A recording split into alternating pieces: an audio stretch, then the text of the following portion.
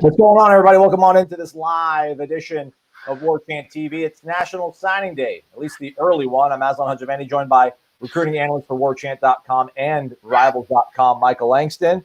Hit the thumbs up button for everybody watching us on YouTube. You're probably going to get a whole bunch of free information that most hardworking Americans who subscribe to Warchant have to pony up for. But hey, it's like a holiday today, so it's no holds barred. We're waiting 11 a.m. apparently. George Wilson, a pass rusher out of Virginia Beach, Virginia, is going to be making his commitment. I don't have Instagram. Michael does, so he'll have us covered. Michael, how are you, man? I'm pretty good. Just trying to track all this stuff down, everything. But it's been a pretty smooth day. I think the only signee, a commitment that we're waiting on is Chambray Jackson. I think that should come down shortly.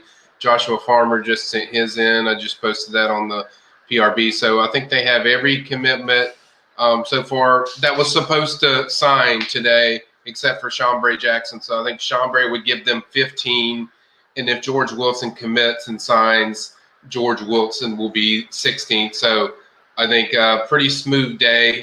No too many hiccups, stuff like that. So sounds like it's been a pretty good day so far. All right, right on. Surprises, like they wouldn't be a surprise if you knew. So people are going to probably ask us, are there any surprises? But we're going to probably keep this very YouTube heavy. I don't even have the phone line open right now. It might open up here in a few minutes, but we got so many irons in the fire. I don't want to make people wait on the phone and then not get through. But what are you hearing about the Auburn kids, Michael? Michael Cecil asks, Lee Hunter, what are your thoughts? I'm just still waiting to hear anything from that. My thoughts are that we could – it's up in the air that it could go either way. And most people think, though, that he is such a diehard Auburn guy that they probably just stick with Auburn, although that's kind of rare that you stick when there's no coach there yet. But I think it's just up in the air. I think FSU's pushing it hard, but at the same time, there's no clarification of which way that thing's going right now. But it's just gut feeling without having any intel. It's just the kid that's liked Auburn for so long, even though FSU's doing a really good push, I think you still just have to the back of your mind thinks Auburn. Speaking of Auburn kids, what about that O'Brien fella? Got some Florida State bloodline. Yeah, he's not going to sign today early. I think FSU's trending based on what I'd heard earlier this morning that's a prospect that I think they could pull in the later signing period. That's a guy to watch. Like I said, Henry and Zach Crockett are his uncles. Big diehard FSU fan growing up. This was before, if they had this staff in place with Norvell in place the year before, I think they probably already had this kid locked up. So I think with all the coaches leaving, that kind of opens up things, and I think there's a shot there. Okay. Malik Mclean.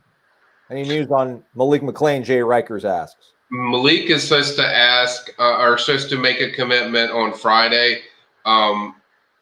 It was supposed to be Ole Miss. I mean, that was kind of decommit from FSU. So you wouldn't think he'd go back to FSU, but he has been talking to FSU. So it's still not completely done that he couldn't end up back here, especially with the addition of Mackenzie Milton. You could feel like, hey, got a quarterback for sure now. And I already liked FSU. So I could see something like, I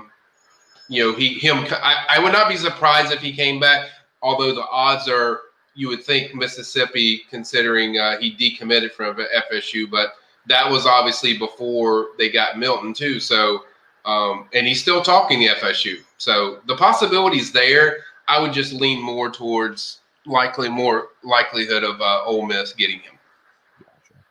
Gotcha. Yeah, man, I'm just looking at this. Everybody signed that you had on this list. That's pretty crazy. Rod Orr's still in the boat, signed.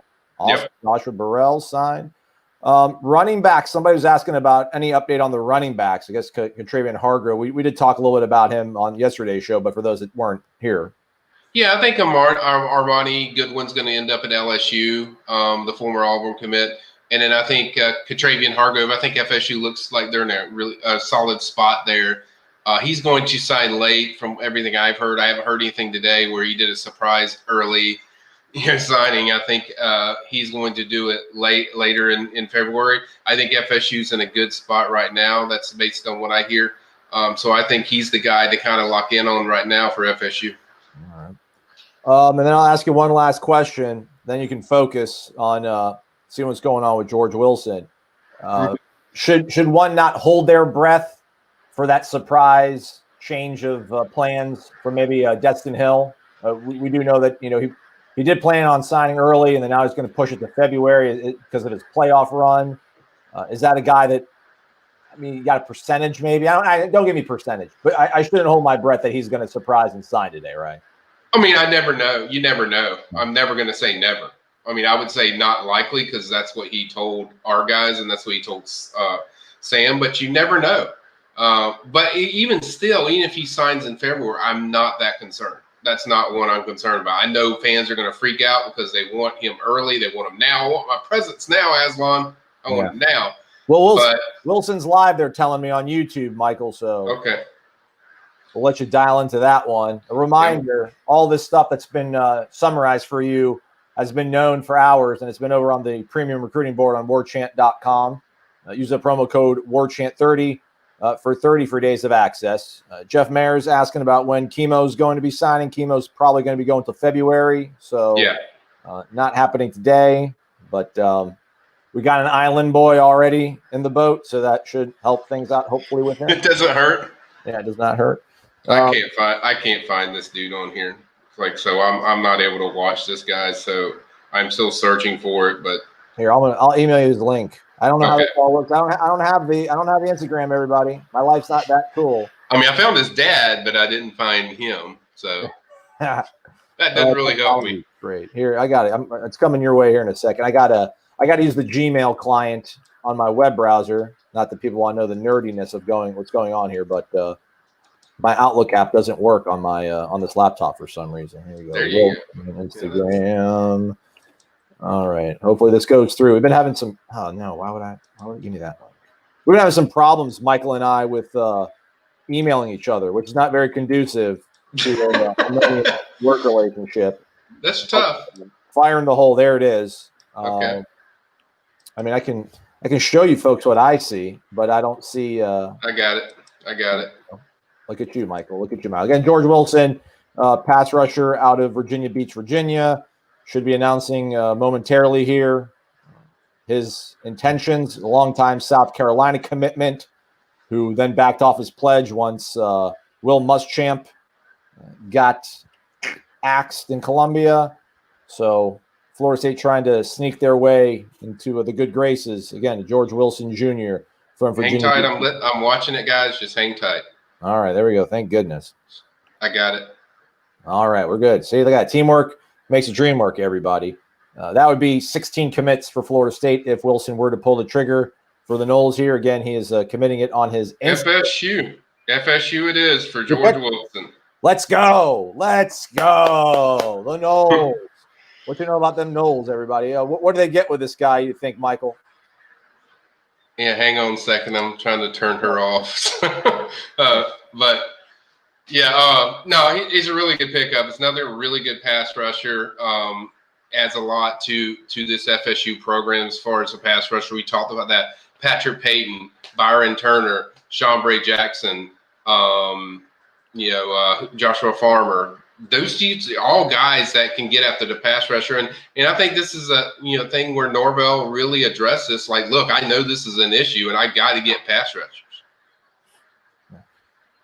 There you go. There you see him right there. Number 15 player in Virginia, 35th defensive end, weak side, at least nationally, 6'4", 215 pounds. Back in the DMV, the Noles are. So that's always a nice thing. Also, as Ray Pereira helping us out here on a Wednesday morning. Ray, aren't you working, man? Aren't you working? You can give us these dollar bills. Appreciate you, Ray. Here's your sign day bonus, he says, Michael. Thank you for what you do, brother. I appreciate it, man. Hang on one second. I'm just putting this little update up for everyone. Look at that. Michael's live talking to you, still updating the PRB. Let's give it up for this man right here. It's crazy just how much stuff he does, especially on a day like today. Let's see if we can pull up some George Wilson highlights. I got a little highlights for you from the junior season. Let's check them out again. Defensive end, long-time commitment to South Carolina is now flipped. He is a Florida State Seminole. That's the 16th commitment for Mike Norvell and the Noles. Position of need, pass rusher joins Patrick Payton. A lot of folks, though, still, Michael, wondering about where the defensive tackle's at. I would think that's probably going to be met in the transfer portal as the days and weeks and months carry on. 18 tackles, which is just as many as Joshua Kane does. So yeah, I mean, I just love how the one thing I can say about this guy is he just gets after the quarterback. The way he just pursues the quarterback is really sounds a lot. All right, I had to turn Mom off from George Wilson. So I couldn't hear you. She was thinking Odell. Once again, Odell, big deal in the George Wilson, sweepstakes as far as them getting them.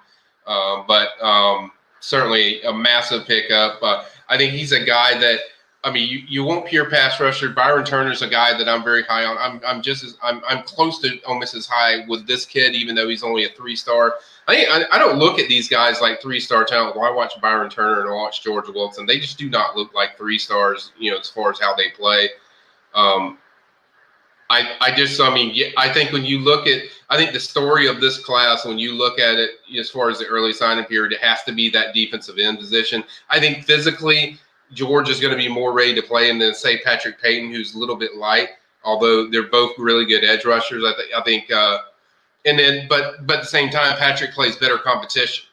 So Patrick certainly is going to get that point. I think they're both going to play in some capacity, but I think the story of this whole class is the defensive end class. I mean, I think that's going to be the story of the whole class, where if you look at there's a lot of things that but when you look at those defensive ends and adding these guys that can really get after the pass rusher and get in the backfield, knowing that you need that in your class, knowing that you're lacking that so much that we watched it all year with this team where they can never get pressure on the quarterback, Aslan, all the time. And so they knew they had to change that. And this staff went in there and really addressed that, getting, 4 really good guys. Yeah. People asking Odell slipping in recruiting. Well, he got George Wilson, guys. So, I mean, everybody's come to the rescue, man. Yes. Captain's come to the rescue here. Yeah. Players come to the rescue here. So, yeah, I get it. No, they need defensive tackles. And that's the thing, guys. It's like Odell hasn't forgot how to recruit. Most of this class is responsible because of Odell Higgins. So a lot of talented guys you're seeing, the Peyton flip that they got from Nebraska, that was Odell had a big part in that. You don't just forget how to recruit. Now they're going to have to get some defensive tackles. I don't disagree with you. Obviously, they're going to find Chambray shortly, so that's going to be the last signing. But at the same time, the guy didn't just forget how to recruit.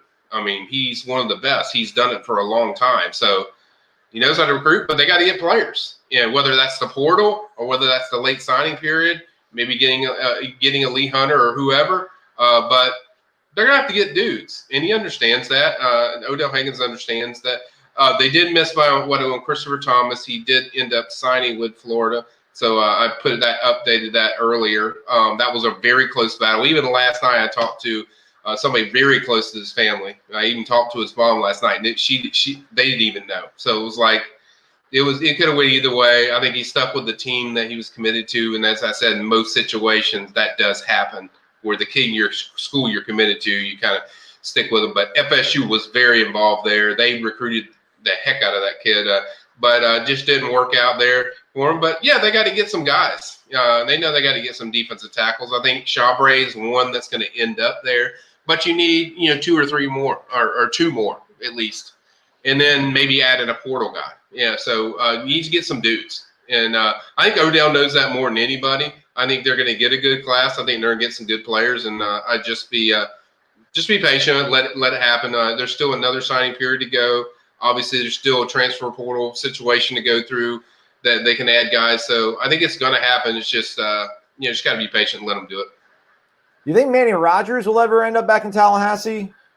I don't know. I mean, I talked to his coach a while back, and he was kind of like, hadn't been hearing as much from FSU, but he was a guy that Odell was very high on, and certainly he's a possibility. Even though his coach kind of downplayed that they were pushing, you just never truly know. Especially when kids go to JUCO, you just don't know. Even the coaches they talk some with their kid, but there might be stuff going on that I don't that they maybe even the head coach didn't know about, that his former high school coach. So maybe that's a guy that FSU makes a push for. But at that time, his high school coach had told me he hadn't heard too much from Florida State. Okay.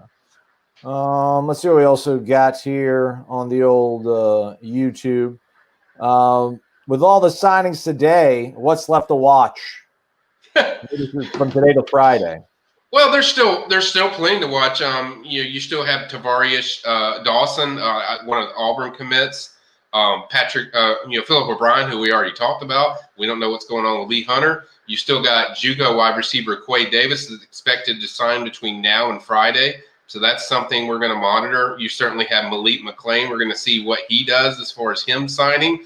So there's still a lot.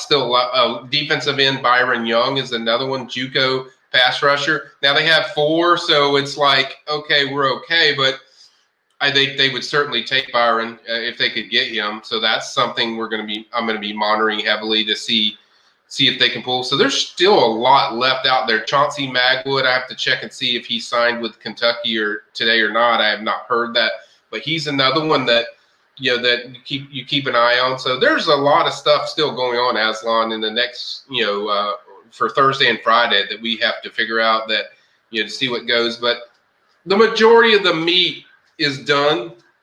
You got the commitment you were expecting today with Georgia Wilson. You've signed almost every one of your guys. Obviously, you still have to work on chemo for the late signing period.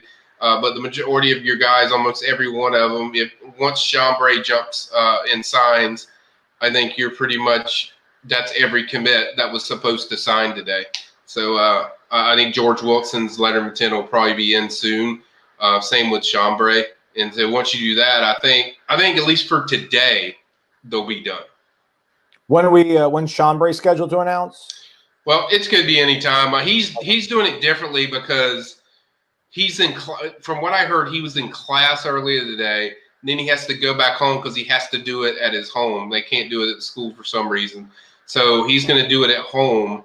And so it could be just later today. I mean, it's going to eventually happen. But the reason I guess maybe he had to go to do class and stuff before he did that. So you could probably look at something around lunchtime that, he could have it, go where he goes home, knocks it out, signs, sends it in, and then it'd be done with. But there's no complications. It's just that's kind of what they're waiting on. Okay. Phone line is open now, 850-805-5911 if you want to get involved. I'm going to start updating some stuff here so we can roll it on the bottom of the screen. So we'll turn this over to Michael Cecil again. Michael, when do you think guys like Fleming and John Dunmore will choose their new schools? I'm excited to see what receivers join. By the way, Drew Estrada from Dartmouth has picked Baylor, so scratch him off your board, ladies and gentlemen. Yeah, posted that earlier on our updates. It's on our message board. You really, Michael, you really don't know a certain time frame when it comes to transfers. That's what makes it all creepy and freaky, and you just don't know. I would say the later signing period, just later. It could happen tomorrow or it could happen next week. It's just there's no timetable when it comes to now. I do think it's going to be in the month of December or January. I definitely will think it's going to be before then because that's when kids want to have their decisions done. But there's really no timetable. I think what we will hear, Michael, is some stuff of these guys of increasing interest as far as every FSU being a serious player there for those guys. So I think we will hear that part about it. But as far as a decision, yeah, that's almost impossible to dissect or make a prediction on when it comes to transfers. Okay. Let's take a phone call. We got somebody here in the queue. Let's go ahead and grab them, see what's going on here. Welcome on into the Warchant.com National Signing Day show with Michael Langston. Who's this and where are you calling us from? My name is Anthony. Andrew, did you say? Anthony. Anthony. All right, Anthony. You got Michael's attention. What's your question? What about the kid? Is it Deontay Anderson? You think we'll be able to get him? You talking about Deontay Anderson from Homestead? Yes. Okay. Yeah, I've not heard anything lately about him. I've heard he always was going to be a late signing guy. So I think that's probably a late signing guy. I think he's a defensive end, though. So I think they're pretty good at that position. You got 4 already. So I don't know how many more they would take. Maybe even a portal guy if one sets in there. But I think he's just a guy they're talking to. I don't think it's like anything serious, like where I hear a serious push. But I think he's also going to be a late signing guy. So I don't think there's anything going on, at least right now. I was just asking just because we don't get the one kid from the JUCO ranks. He was a freshman. I don't know his name. I think he's going to be a sophomore. They was, I guess, real high on him just in case we don't get him because it's between us and Georgia, if I'm not mistaken, that they were trying to recruit. Okay. I'm trying. My mind slips of who it is. I don't know where he's from, so that's one I don't know. I can't remember on that one. But, but Deontay is one they do talk with. I just think he's going to be a late signing period guy. I think he's going to be a February signing. So right now, it's just not much I could tell you on that. Okay. All right, Anthony. Appreciate the call, man. Thank you, bud. All right. Bye. Yeah, good player. If you watch his film, you pull up his film. He's got really good pass rushing skills. Exactly what they want. Exactly what they look for. It's a good call. I just don't think he's a guy that one that I've heard there's a major push for, and 2, I don't think he's signing early. All right. I'm trying to get all these to fit on one scroll, and I can't, unfortunately. So don't freak out if you don't see a player's name on there. I assure you, these are all the names that are in. Let's take another phone call here, Michael. It's going to be Daryl from Thomasville, North Carolina. I'm sure he's excited on a day like today. What's going on, Daryl? How you doing there? Angela, how you doing, Michael? Doing well, man. Doing pretty good. Just all right. Really hectic. Yeah, this is a great day to be a Seminole. I was going to ask you about Malone. Is he an early signee or is he going to be a February guy? He's a February guy. He will be in February. He will. He's always going to be signed in February. He's actually going to visit a few schools. FSU is definitely going to be one of them that he's going to visit on his own before we get that date in February as far as National Signing Day in February. So, but he is going to visit FSU. I would say Ole Miss is probably the leader at this point because he's visited there already. But yes, he's going to visit FSU and he will sign in February. Okay, and I guess that's going to be like I guess Florida State will take the whole 25. I guess most of the 25 is going to be probably February signees. Most of the 25 will come in February.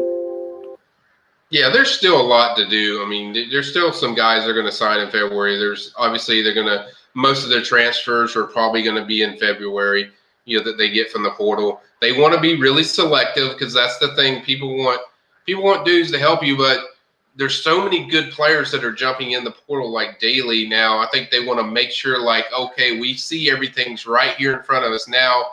We know what's there, and now we can kind of pitch the ones that we want that are elite, that we can go after. You got your quarterback, you got your elite dude. Now we want to get the elite dudes at these other positions because you want to be sure about every guy you're going to push for. So I think they're being very selective. So yes, that's going to happen. After this early signing period, I think you'll see a lot more action as far as transfer portal. Where you'll see some commitments, you'll see some guys they get in the transfer portal, and then you'll see some late high school signings as well. So hopefully at the defensive tackle position because they need some defensive tackles. That's certainly a position they could do better at. I think linebacker is a place that they need to do better at. That they're going to have to fill some guys in there as well. So I think defensive tackle, linebacker are places that there's some work to do. All righty, y'all remember to hit that like button and eat Zaxby's and sign up for Warchant because you can't get no better news than at Warchant.com and go Noles. That's right, Daryl in Thomasville, North Carolina, man. We appreciate you, Captain D63 on the Tribal Council over on warchant.com. John McKnight, yeah, we did talk about Chambray. Lunchtime, maybe a little bit after lunchtime. Michael's working on it. As you can see him intently staring at his phone. Yeah, just looking at something. You're fine. You're just working, man. It's okay. I was admiring that Deion Sanders actually flipped a kid from number one cornerback in the country. So in the JUCO ranks. Forget his name. But he was going to an SEC school, I think, and then now he's going to go to Deion. He's going to play for Deion. So look at Prime, man. Prime showing us what could have been. What could have been. I'm kidding. So I was intrigued by that. Sorry if I just caught my attention, but I thought that was interesting. Yeah, but hey, good for him. Let me see here, man. I'm trying to see. I actually follow some folks that cover JSU still back in Jackson. But anyhow, let's see here. Pitt Mazur from Perry. His name's Chris. Any good offensive linemen still looking possible for us, Michael? Well, they have one that's committed that hasn't signed. So yeah, that's one. There's other guys. They got Bryson Estes and Rod Orr, right? Got two. Yeah, Bryson Estes and Rod Orr all signed. So you got those two in there. I'm sure they're going to go after some guys in the portal. Samuel Williams from Louisiana and Monroe is certainly one that what's going on with that we talked about heavily. I think it's just I think it's one of those things of being selective because there's so many guys out there. I listed a few more guys on the offensive line that I think they're going to go after. Notori Johnson's another one from Georgia. I think they're gonna really push for. Darian, no, there's no shot with Mims. He's going to Georgia or Alabama, by the way. So just to change that subject right quick. No, they're not going to get Mims. Trust me, they would love it, but no, that's not going to happen more than likely. Yes, Frederick, they're done at quarterback. They're done. Milton's their quarterback. Garcia going wherever, probably to Miami, but FSU was done right when they got Milton. And I'll tell you guys on a side story. I think if they didn't get Milton, they would have landed Jake Garcia. That's kind of the vibe I got. So that might shock a lot of people, but no, they are done, Fred. No more quarterbacks for 2021. Milton's their guy. Case closed. Nothing else left to see. So, so back to our regularly scheduled talk as far as Aslan. What was your question? Mainly you were asking? I think so. Offensive line. Offensive lineman left. Yeah. Austin Uke is one that they've been heavily involved with. That's a guy that I think is going to be in the February signing that I think they're looking to get into. I think they want to sign like one or two more high school kids. I was still nervous about Rod Orr because you just never know. Dude's from the South. He could end up Tennessee and Auburn could come in there late, but FSU did a really good job. He was actually really early in the morning that they got that one done. So getting him on board was really big. I really like his skill. Obviously, you have Kimo Macanole that's committed, but you're in a battle with LSU, so you're going to have to fight for him. So if you get him, that gives you three. You add another one like Uke and then maybe a few one more. It gives you five there, and then you land maybe two offensive tackles from the portal. I think you're sitting pretty good at that offensive line position. Well, so do you think Florida State is slow playing Sam Williams from Louisiana Monroe, or do you think he's looking around as well? Or is it him? I think they're all looking around as well, but I think he prefers FSU. I think he wants FSU. Lee Hunter just signed with Auburn. Okay. So that's official. Lee Hunter, take him off your boards, ladies and gentlemen. Has stuck with Auburn after all. Hopefully something works out in the JUCO ranks. You mentioned a little bit earlier, Michael, just with the way the portal is and maybe kind of being just new names dropping every single day. Florida State did okay, I think, in the portal last year, getting Devontae Love-Taylor, LaDamian Webb. It didn't work out, although he's a JUCO guy. But I do wonder, just with the way that the portal did blow up and Florida State kind of just went on a feeding frenzy early on with those transfers. I do wonder if they're kind of slow played a little bit more now. They have a little better understanding of how it works because, think about all the guys they went after. They got the kid from Baylor. They got the linebacker from Purdue that ended up not even sticking around through spring football. Right. There was a couple, Jarrett Jackson from Louisville. They say good things about him, but there's all sorts of opportunity in front of him, and we haven't really seen him get a lot of playing time. So I would assume that now that they have their prep numbers in place, along with Mackenzie Milton, like they're going to be pretty judicious about who they're going to use and go after from a grad transfer portal sort of perspective.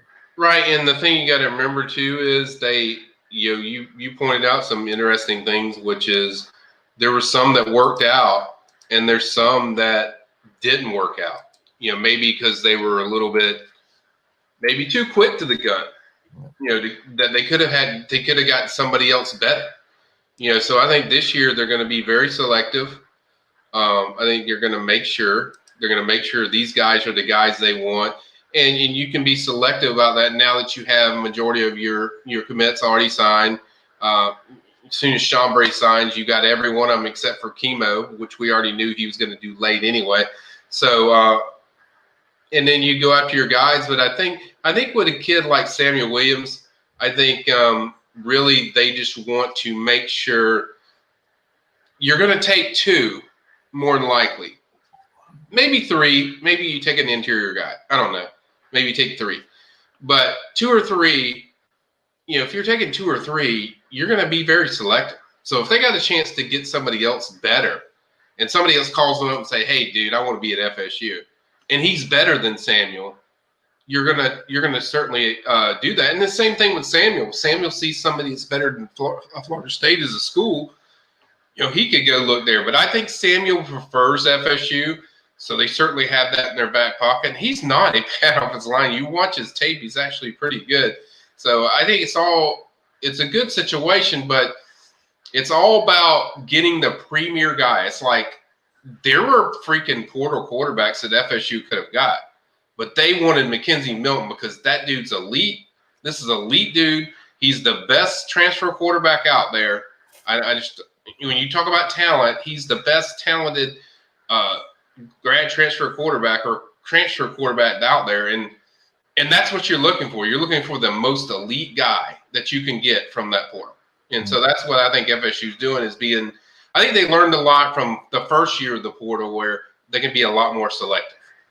Well said. Sean Norris, a shout out. Appreciate the 5 bones. Thank you very much, man. Ask Michael. That would be you, Michael Langston. Who's been the ace recruiter?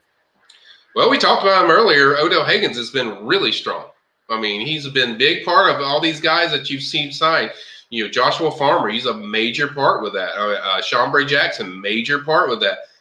Even George Wilson, he was able to get them in the door with George Wilson. That was a big part of it. I think ace recruiter, he's done a great job. I think David Johnson's done a really good job. I think Marcus Woodson's done a good job. And I think Coach JP has been really good. And the rundown of the sign is just look below the little. Fine. I'm putting on the bottom of the screen. It's been scrolling. Come on, keep your eyes on the screen, ladies and gentlemen. We're doing that's right there. It's all happening. It's right there. It's all happening. But those 3 coaches really stand out to me. Okay. Yeah. Kenny Dillingham too. Kenny's done a really good job. All right. Let's see here. Redbeard asks, procedural question, lawyer Langston. Can any of you guys flip after they sign their LOI, or do we get them for good for now? No, they're pretty set into FSU. The only way they could leave is hitting the transfer portal.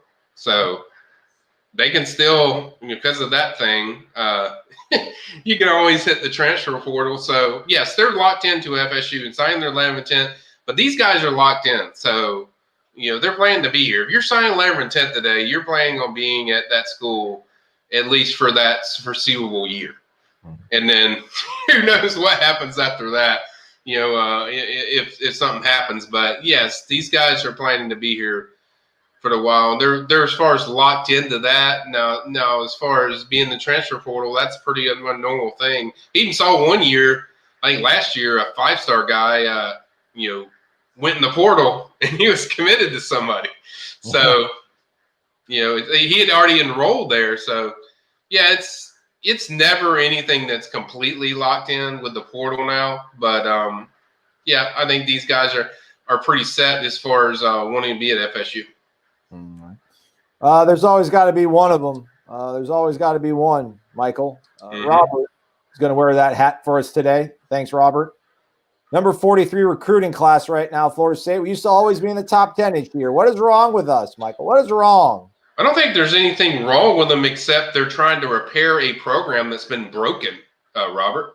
Their program's broken. Their program is broken for the last 2 or 3 years.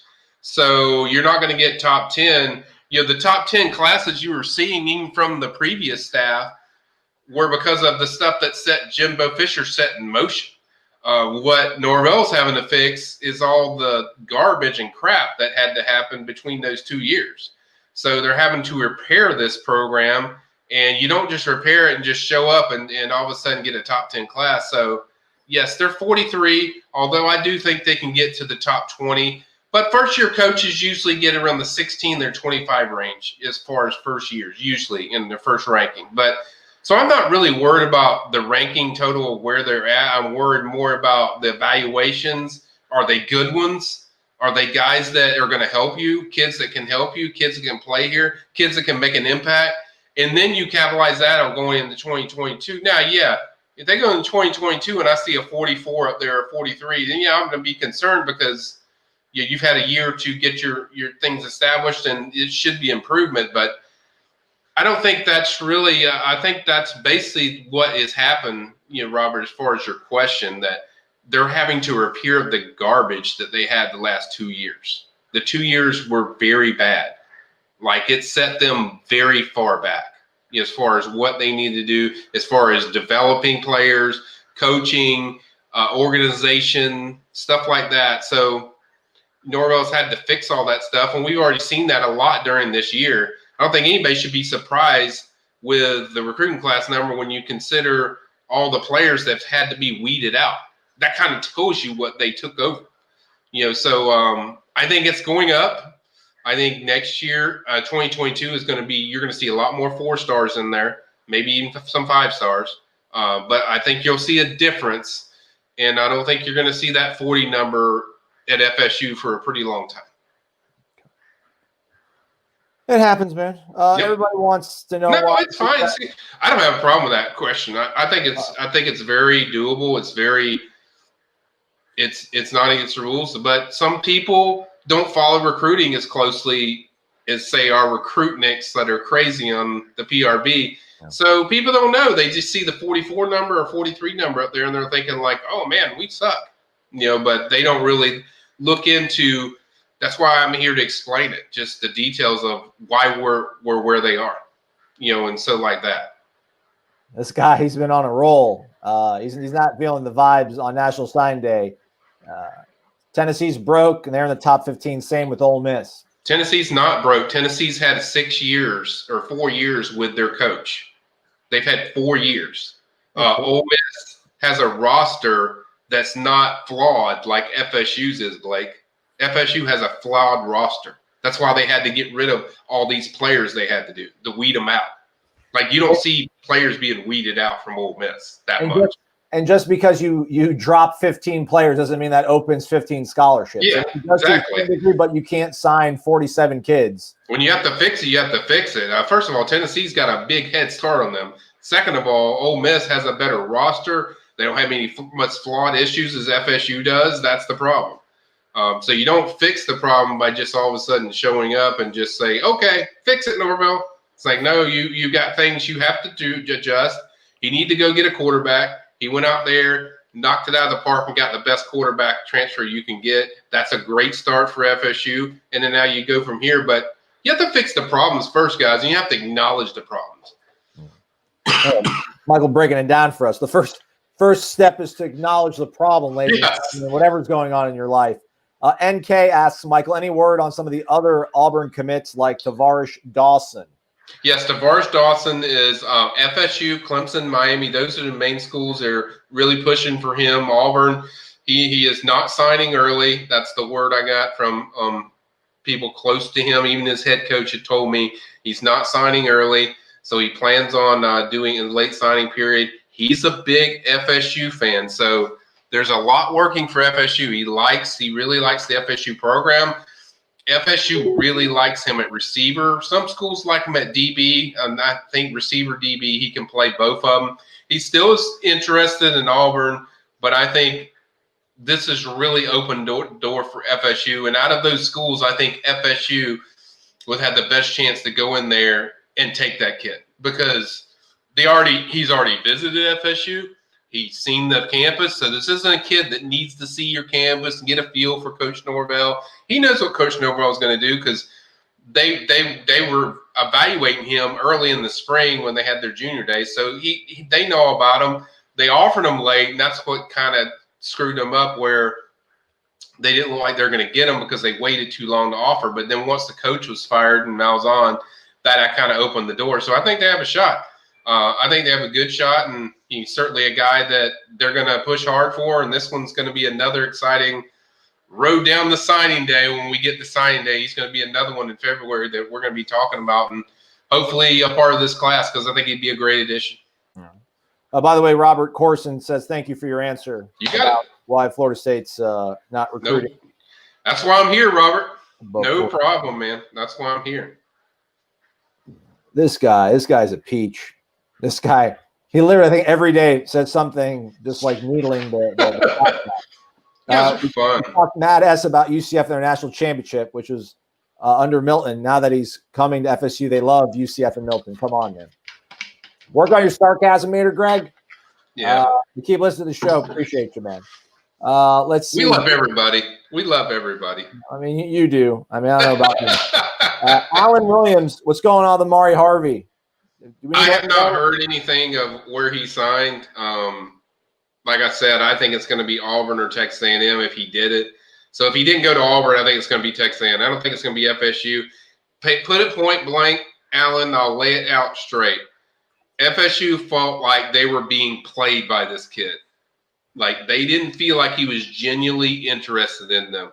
So I can't see them going back to a kid that they felt like that they were being played for. So I think Texas A&M or Auburn. I think it's probably he's just messing with people, and it's probably Auburn, but we'll see. But he was supposed to announce at 11 a.m., but I haven't heard anything as far as him announcing. But Auburn or Texas A&M, as Aslan puts a great clip of my man. DJ Khaled, we the best. You just played yourself. You just played yourself, man. Yeah. Stop playing yourself.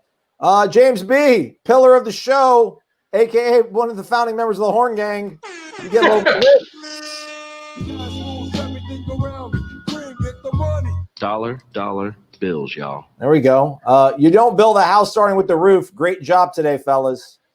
Foundation. They're, the 3 stars. They're not the pretty thing. They go at the bottom of the house to give it a firm foundation, I guess is what he's trying to say. By the way, Aslan, I want to say this, man. I'm going to give a shout out to these guys because people don't talk about these guys enough, but I was kind of skeptical what this little thing FSU was doing as far as their graphics, but I love the video presentation that FSU's done with this video stuff. I think it's entertaining. I think it's new. I think kids like it. I know there's very few that are kind of like, that's kind of childish or whatever, but I really like it. I was very impressed. We have Georgia, our Georgia rival site, that was retweeting at us saying, hey, everyone's got to step up their game to compete with these guys. So shout out to the FSU graphics group, video, K-Camp, all you guys. Ben, great job. I'm trying to pull up an example of it, actually, but I can't.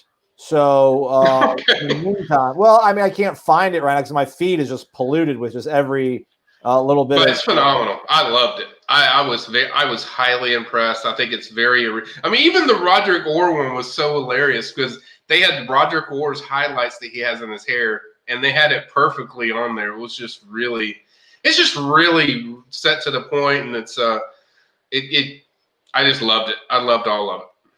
All right, let's bear with me here. I'm going to try to see if we can work this out. There we go.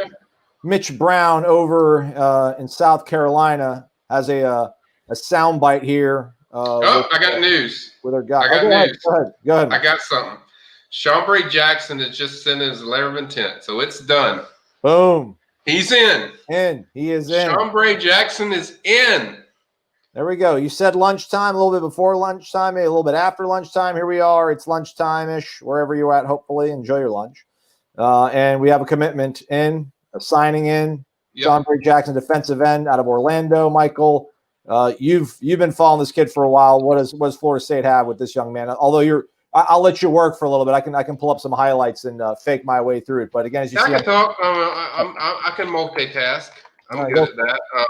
Chambray is going to play inside. They have played him pretty much inside his whole time. This year, as far as with their team, he is very quick. Got very quick hands. Like, he is very tough to. When teams have to go against him, it's extremely tough because the guy gets off the line of scrimmage so fast. And so that's the main thing coaches tell me about him, that, like, I know coaches that I talked to in high school that have played him or they're getting ready to play him when they played his team. And they're like, this kid is so good that we have to just game plan everything we do on him because he's so good. But I think FSU fans are going to love this guy just on what he does. I mean, he could even play that nose guard position. I could see him ending up there, playing there. He's just really special. I mean, he is going to add a lot to that interior. Now, Chambray has told me they're going to start him out at okay. Okay. Go ahead, man. Okay. They're going to start him out probably as a strong side defensive end, and then I think as he grows, they'll work him into the inside.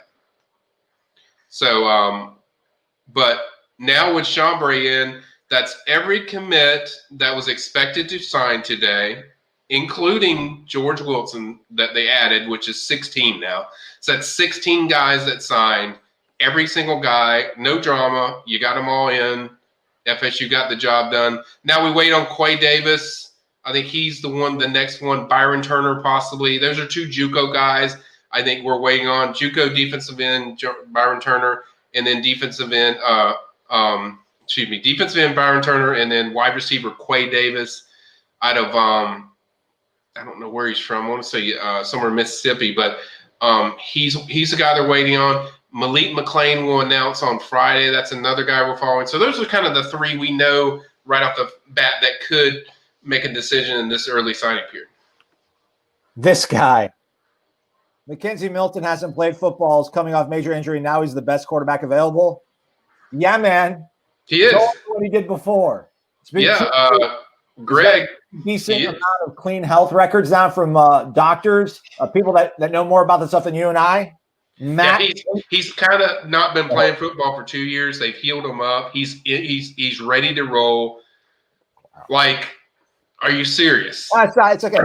Are you serious? Like, I understand you being skeptical because he's coming off an injury, but he's the best quarterback out there in the transfer market, period.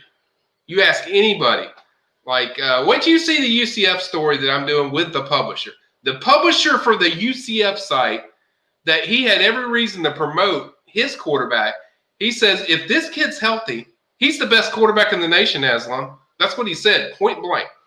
Amen. So, Amen. What are we talking about here? Let's move on to positivity. Joshua Burrell. This is from Mitch up at Walk Fox up in Columbia, South Carolina. I think spoke to Joshua Burrell. Let's see what Joshua has to say about his commitment to the Noles. I really took the recruiting process in. When I was making my decision, I evaluated everything, the relationship with coaches, the offensive scheme, the school, the major, all of that. And when I made my decision, I was 100%. So I just been locked in. I'll be enrolling in, moving in on January 3rd. I'm going to have to leave my family, but I'm ready. Start my next chapter. Like I said, just ready to work. We all have that mindset of just wanting to come in, work hard, and change the narrative of Florida State football. And like you said, we're just hungry, and we just want to apply pressure all the time. And like you said, we see sparks in the games and all that stuff. And the coaches are telling us we're going to be real good one day. So I'm just buying into that, and I'm just ready to work. Like I said, I really took the. There we go. Shout out. Thanks to Mitch Brown over at Fox affiliate up in Columbia, South Carolina. That was Joshua Burrell. Wow, what an impressive young man. He is one of my favorite recruits in this class, and he was the one guy that I could always go to, no matter if I needed anything. Like me and Josh talked every Friday. We talk about his game. Win or lose, Josh would always hit me up, say, hey, I did this. Hey, I did that. Hey, I didn't do this good. I didn't do that good. He's just very honest, and he's a real kid, and he's very genuine. And I think he's a kid that completely and truly and utterly understands what the word commitment means. Like he didn't even bat an eyelash when they were struggling, when they got smashed by, Miami. They got smashed by all these schools when they were doing so terribly, and some other kids were looking around, and these other guys left. He was always stand still. Him and Hunter were always locked in. Hunter Washington, that is. They're always locked in to.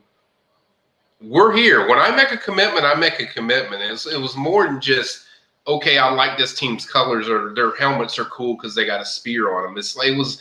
It was a true commitment to everything with the program. And once he made that commitment, this kid stuck by it. And we've had some great stories with Josh. I mean, I'm going to miss talking to him as frequently as I do. I mean, he is going to add a lot to that locker. I mean, he's the type of kids you need that are going to fight. They're going to that buy into that culture, and I think he's going to have a great career there as far as what he does, because he's a big matchup problem with what he does at receiver. He's a big problem. He's 6'2", 210 pounds, and you can line him up at H-back. You can line him up at big receiver. He's going to be a problem, and he's going to excel, I think, very well in this offense. And I don't think there was any receiver that was more excited about Mackenzie Milton than Josh Burrell.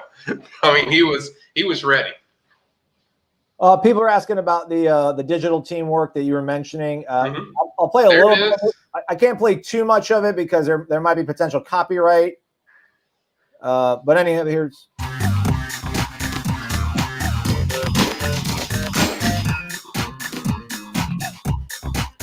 Apparently, I guess it's like a real video game. I'm backyard football. I've never heard of it, but there you go. That's there cool. You go, guys.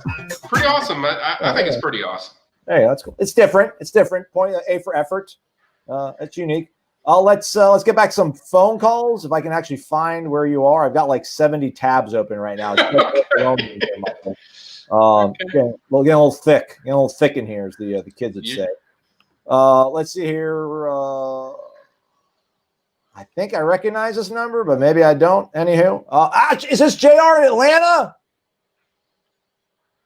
Yes, sir. This is JR from Atlanta. Oh, let's go, JR. What's going on, man? How are you? I'm good. How y'all doing today? Good, man. We are doing fantastic, my man. We are doing fantastic. By the way, Joshua Farmer's letter of intent is in. I think the only letter of intent they're waiting on is George Wilson. So everyone else is signed. But just to let kind of people know, Joshua Farmer's letter of intent is in at FSU, and we're just waiting on George Wilson's now. So that's it. Sweet. What's on your mind, JR? What's going on at the ATL? Yes, sir. Good. So I'm glad we're picking up steam. I'm glad everybody signed. Glad we got George over to the class. So hopefully we can keep trending. Pick up a few more between today and Friday. Hopefully Malik can come back and add some more depth and height to that receiver room and everything like that. One quick question. I've heard some rumors. I don't know if it's true. Heard you may have said it yesterday on the show before I got a chance to log into it. It was some news about Trey Sanders possibly leaving Bama. And we were supposed to be like the number one destination if he does leave. Is that true, or is that just kind of like up in the air? Most of it, what you just said, is true. The latter part about FSU being number one school, I don't know about that, but I do think he's going to transfer from Alabama. I do think that's going to happen.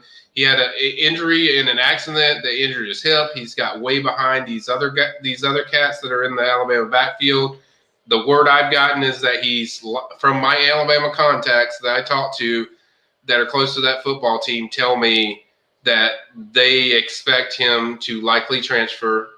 And then I checked with some FSU contacts, and they tell me that they think that FSU would be a school that's high on his list, that he would be interested in. So I think FSU will be a school, if he does enter the portal, that he will be interested in, because remember, he's from Apalachicola, Fort St. Joe High School, even though he did play at IMG, and that's not that far from FSU. That's actually pretty close. So I think it'll be closer to home. Certainly he would add a lot to that running back backfield, and I think they do need to get a few more guys in that backfield to add to that spice of Corbin, Douglas, and Toafili, who all are really starting to get settled in. But I think adding a few more guys, I think, can certainly help you. But yes, he is likely. I would say he's likely to transfer from Alabama.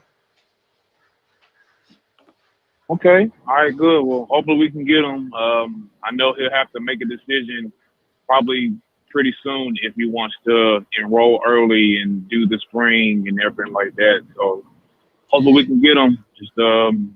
Just keep doing what y'all doing. I'll stay tuned in today to see if anything else changes. Thank you for the call. Y'all eat Zach, please hit the thumbs up button, the like button, and let's keep trending. That's right. Tell them, JR. We appreciate you, man. JR from Atlanta calling us here on the Warchant.com signing day special live here on YouTube. We got another phone call, Michael. Let's go ahead and grab it right now out of the queue. Welcome on into the show. Who's this and where are you calling from? Hey, guys, on you with me. Perry, Pitmaster. Oh, there we go. Hey, Chris from Perry, Georgia. Is going to be catering our luau for listener appreciation at the spring game. So no pressure. What's going on in Perry today, Chris? How are you, man? It's rainy and gloomy, but it's good news on the internet, so I'll just keep my face in my phone, I guess. There we go. Yeah, be careful out there. Anyway, I had a couple questions. One of them regarding recruits after they sign their letter of intent. Mm-hmm. Kind of territory for me. How does this work with these guys being able to help in the recruitment process? Talking to guys who are still on the fence or might be flipping, or is there limitations when they sign this letter of intent about their contact with other guys, other commits, or anything like that? No, there's no limitations. They can still talk to them because they're not officially at FSU, even though they're committed to FSU and signed with them.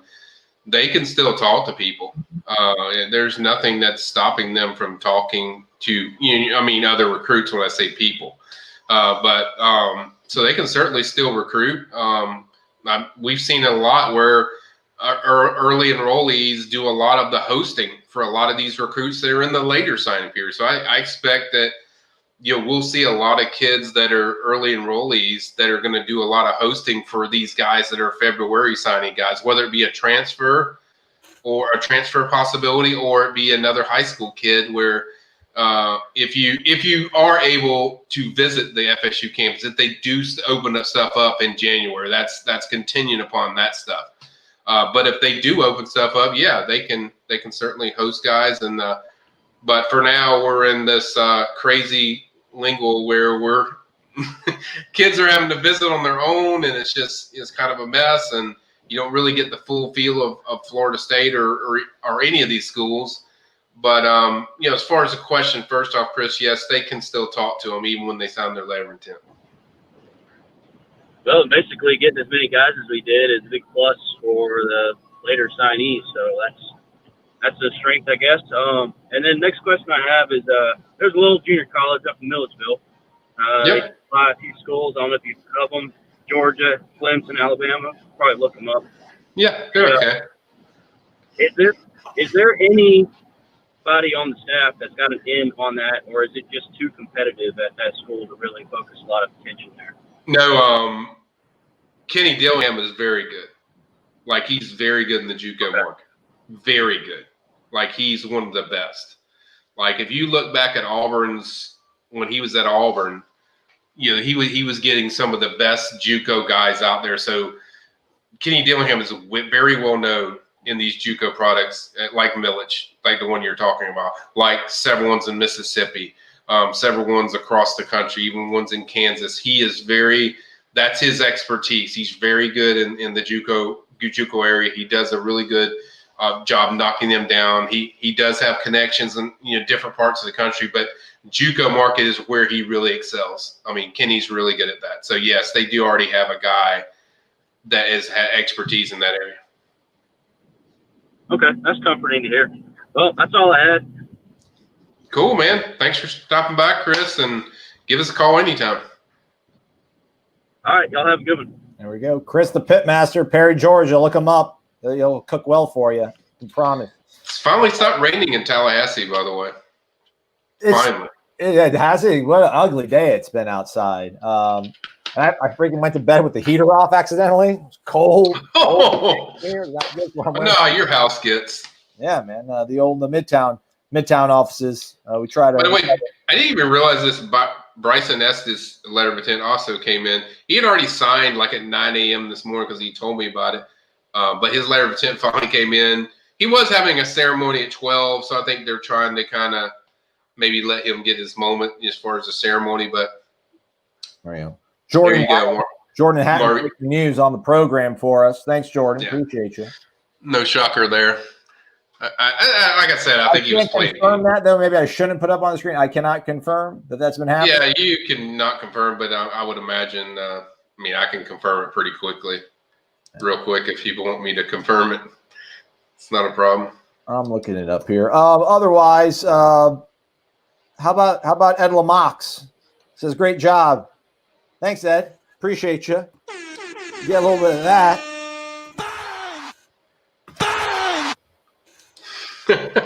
Ed's the man. We appreciate Ed. Let's see here. Yeah. Sure enough, he did pick Auburn. Okay. Well, I won't even look it up if you told me that. So, congrats. I can't say that's a surprise. So, like I said, I think Amari likes to have fun with this. He's always been like that throughout the year. He enjoys this process. So, that doesn't surprise me. And like I said, if it wasn't going to be Auburn, it would probably have been Texas A&M. I don't think FSU. I think FSU felt like they were being played. So that's the bottom line.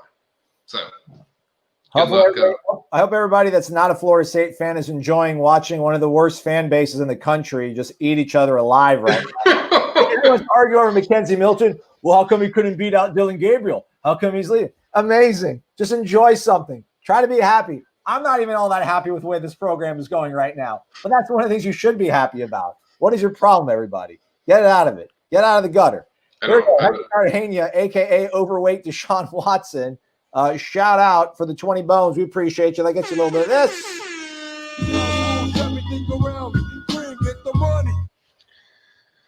Dollar. That was your cue, Michael. Dollar. Oh, yeah. Dollar bills, y'all. Yeah. Hector Cartagena, $20. We appreciate it. Thank you very much, Hector. Thanks to everybody that's been watching. If you can't donate or throw some tips, I shouldn't say that. I hate saying that. If you can't throw tips, all right, it's fine. Hit the thumbs up button. It's almost as cool. Almost as cool.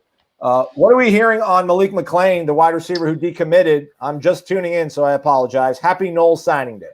Never apologize for just tuning in. We're just excited you're here. We're excited to everybody, even the guys we don't agree with. We want you here. But to your question about Malik Mclean, he's going to make an announcement on Friday. He has been in contact with FSU. Most people thought he would just jump right in, commit to Ole Miss right when he decommitted from FSU. That hasn't happened right away. I still think it's going to be Ole Miss if I had to guess. I haven't heard anything from now until I get enough from my FSU contacts, Hector. I'm going to stick with the Ole Miss pledge, but he is talking FSU, and I'm just going to say it's a coincidence they started talking to FSU right after they got Mackenzie Milton. So maybe that kind of changed things a little bit for him. I still would go with Ole Miss, but again, right now, as of today, as we're doing this show, I think he would. I would predict and pick Ole Miss, which that's where I have him forecasted. But I would not rule FSU out. If they're still talking, it's going to get it could get interesting. So, Michael, I mean, is there like any hypothesis, any theory as to why he did decommit from Florida State and then has now, hasn't gone ahead and rolled into his assumed pledge to Ole Miss? Yeah, it's weird. I mean, it's kind of odd to me, just because I was expecting when he decommitted from FSU, he would definitely do it a couple of days later and then commit to Ole Miss. And then it's like, okay, I'm signing there. Because he's not a big social media guy. He doesn't even talk a lot when you talk to him on the phone. So he's not a guy that really does a lot of that stuff. Obviously, I think the draw there is certainly the Ole Miss offense, Lane Kiffin. Fun coach, exciting. They've had an exciting offense. Their certainly offense is farther along than FSU's is. Doesn't hurt. Luke Altemeyer is going to be there. Luke, he really likes Luke a lot too, so that helps. Although I doubt you'll be seeing Luke play his first year. I think Luke's going to, it's going to take some time to get on the field, but we'll see. But I think those are some of the things. I think it is intriguing to a little bit that he hasn't committed there yet, and he's waiting till Friday. So I think that's interesting. Which leads me to believe about that is that he's still talking to FSU and maybe just seeing what they have to say, and kind of picking their brain about, maybe Mackenzie Milton, how that fits, what the offense is going to look like, and all that stuff, and just trying to figure out and come to a conclusion of a decision. Yeah, I mean, because if he's waiting till Friday to get better clarification from one of these schools about their scholarship numbers, I don't know, I guess maybe 2 days is not a long time to wait when you're going to be making a decision about the next 4 years. But you'd figure, like, if he was torn between the two, but Ole Miss is like, hey, we need to wait. We're waiting on this JUCO guy. Maybe we'll know by Friday. We can let you know. But then Florida State's like, hey, we want you right now. You figured he would jump to Florida State or vice versa. Florida State was saying, hey, give us a few days. But Ole Miss is like, hey, man, come on. We want you here in Oxford. I would think he would jump if that was. Yeah, but hey, it's just weird that he hasn't done a commitment yet. So it is odd, but it's very rare that you go back and talk to the school that you're decommitted from. So I mean, that's not a normal process. It does happen, but it's not like a normal process that when you decommit, you go back immediately. I mean, I'm talking about immediately and talk to the school that you decommitted from. So it's interesting. I'm going to monitor it. Sorry. Phone line's still open, 850-805-5911. My IFB keeps slinging around here. It's the fancy thing I plug into my ear so I can hear what Michael's saying. As far as I adjust. It's live. It's live television, everybody. This is exciting, Michael. I love doing it live, man. I feel like I'm back in my natural element. Although I wish I had like a director pushing all the buttons. But hey, if you do it yourself, you have no one else to blame. Charles T with a question here that I think Ira is going to have a pretty nice, thorough story about this coming up on Warchant. If it's not already, maybe here in the next day or two. Just the whole number thing. When we spoke to Mike Norvell on Tuesday, I kind of asked him, how does this all work in this day and age? Because we've heard that the 25 number is kind of like a hard cap number, but there's ways you can massage, you can count forward, backwards, whatever. So you speak of 27 commits during a different podcast, pulling from the 22 class. Is this still an option? Yes, it is an option. I think they're going to oversign in this 2021 class. I said that last night in our recruiting chat. It was kind of breaking news and kind of a little tidbit for people. But I do think they're going to oversign this class, which is going to cost you two spots in scholarships in 2022. But I think that's how valuable they view this 2021 upcoming season. So I think they want to get that done. I think they want to get as many as they can. So I think there's going to be a little oversigning here. And then go from there. But like I said, early enrollees, you have about 4, 5, 6. I have to pull them up to figure out who is exactly early enrolling. I know Joshua Burrell, Kevin Noles. I think those for sure are in early enrolling. I think Joshua Farmer, but I'm not sure. Sean Bray Jackson, not sure either. So I have to check on these guys. I think there's like between 5 or 6. So if you have 5 or 6, they could place those guys and count them towards the 2022 class. So that doesn't count towards the numbers of that 25. So you could take that off there, get you some more transfers, get you some more high school kids, oversign in that realm of possibility, and then it'll cost you a couple of ships in 2022. But if you get what you want, that's kind of the plan. So I think that's the plan right now. They're going to oversign. Approaching quarter past the hour here at noon, 12:15 Eastern time. Michael, Langston, myself here, Warchant.com National Signing Day special. taking your calls at 850-805-5911. You can post your questions here on YouTube. I think we're doing a pretty decent job of taking the good ones. Titus Fulton, any defensive tackle commits? We spoke about this a little bit, Michael. Was there a kid, I know Chris from Perry, Pitt Master called in earlier asking about Milledgeville and the JUCO up there. Yeah. Is there a JUCO defensive lineman that's committed to Auburn that might possibly was a Florida State possibility, or did that not come different? Did he sound with Auburn? Or I'll pull a name up so I don't just give you some random nonsense. Okay. With defensive tackles, what's going on there? Yeah, I mean, there's a work in progress. They got Sean Bray Jackson, I think, is basically a defensive tackle. So I think that's a one. You wanted 3 in this class as far as high school and JUCO. So I think there's still work to do. I mean, that's kind of what they're saying. Lee Hunter signs with Auburn. I think Marquise Robinson signed with Auburn too. So they've got work to do to find their guys. Ian Matthews might even sign with Auburn as well. So Auburn might get 3 guys. So there's work to do for FSU. I can't really give you a great news of fluttering of excitement until we get to the later signing period. And I think there's going to be more targets, and I think there'll be more possibilities. And they're going to hit, I'm sure they're going to hit the transfer portal market where they get 1 or 2 guys there. If they don't get what they need in the high school ranks and the JUCO ranks, I think they're going to go after a guy. Only guy I knew of that they were going after early on was Jalen Williams, which I think he's going to end up at Arkansas, but I haven't heard any other JUCO defensive lineman that I can think of. Maybe Aslan can pull this guy up. I'm trying here, but yeah, we don't have I can't find anything for the 2021 class. All I have is 2020. Yeah.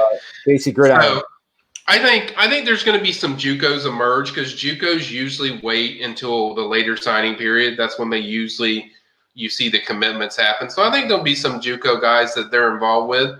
Right now, I don't really have names and stuff for you at this stage. I think Lee Hunter and those guys were.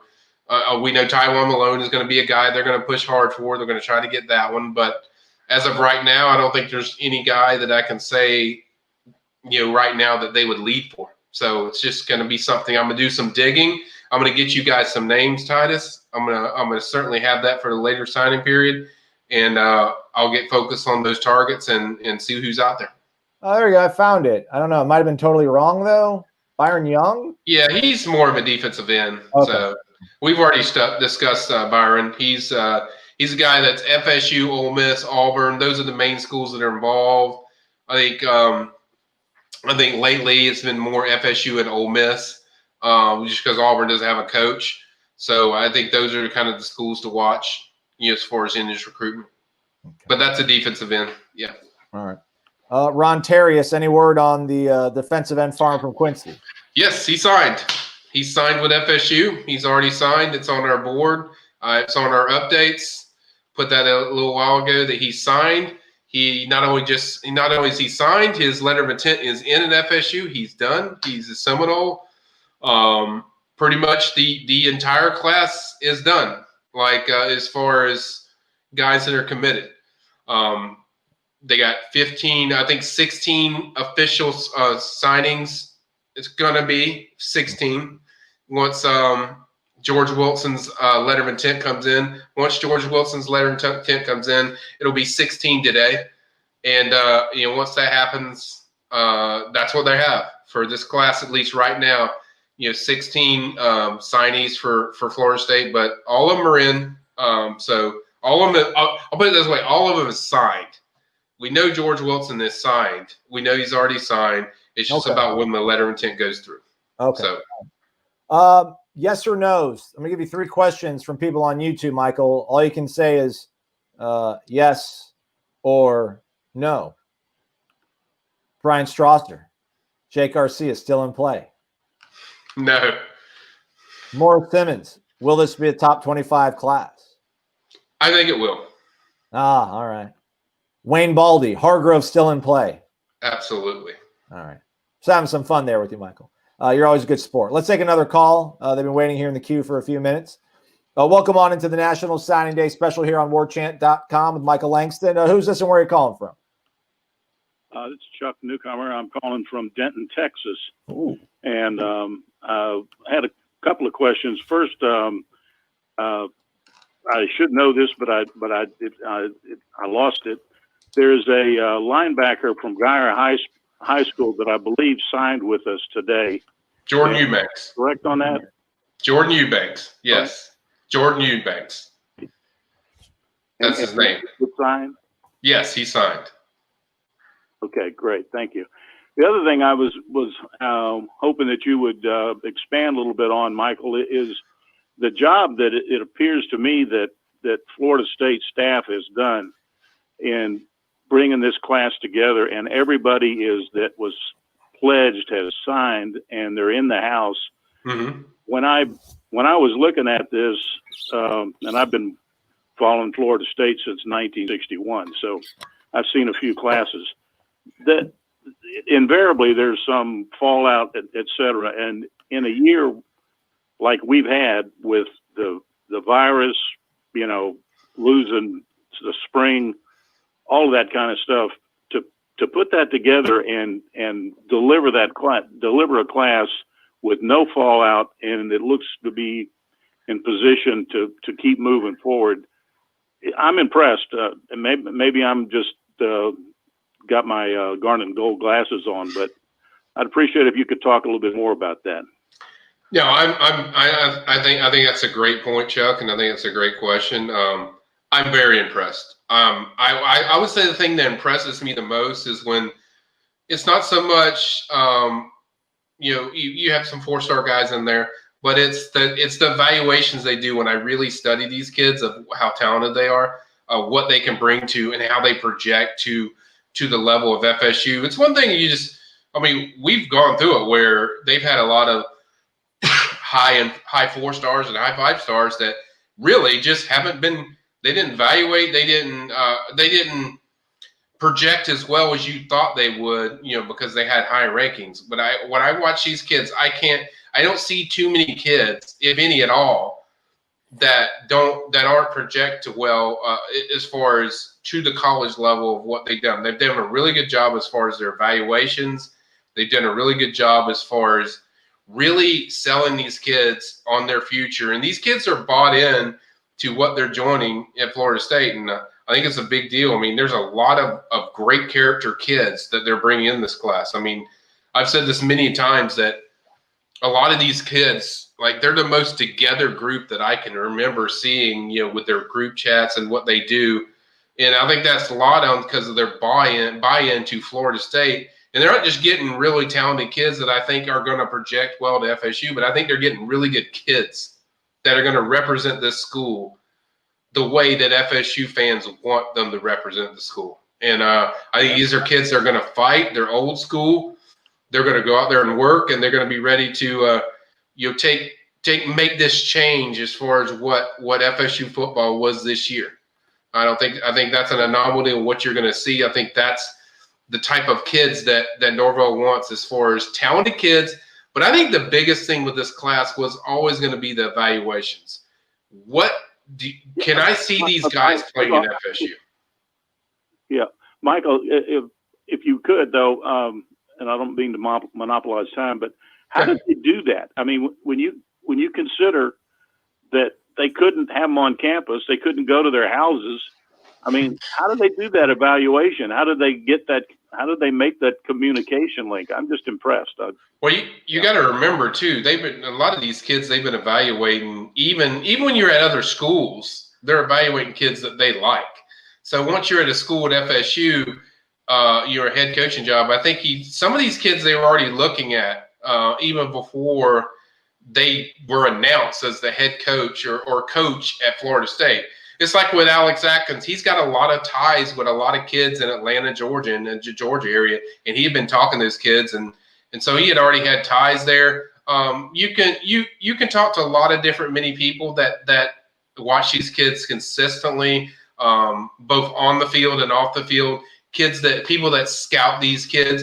You could obviously you get only so much from film, so you have to trust people that are around these kids all the time, that scout these kids, that know what they're doing, and then you match up all that together, and you see if this guy, Norvell, every position coach knows exactly what they're looking for, and that's the thing. They haven't always they probably don't always agree with every conversation the staff has as for a kid. But that's the one thing I have heard consistently is that it has to be a staff decision, that everyone's in agreement. Like if it's all offense, then all the offensive coaches need to be sold on that guy. And so it's a complete team thing. And I think they do it as a whole. And I think they see, can this kid fit what we're going to do?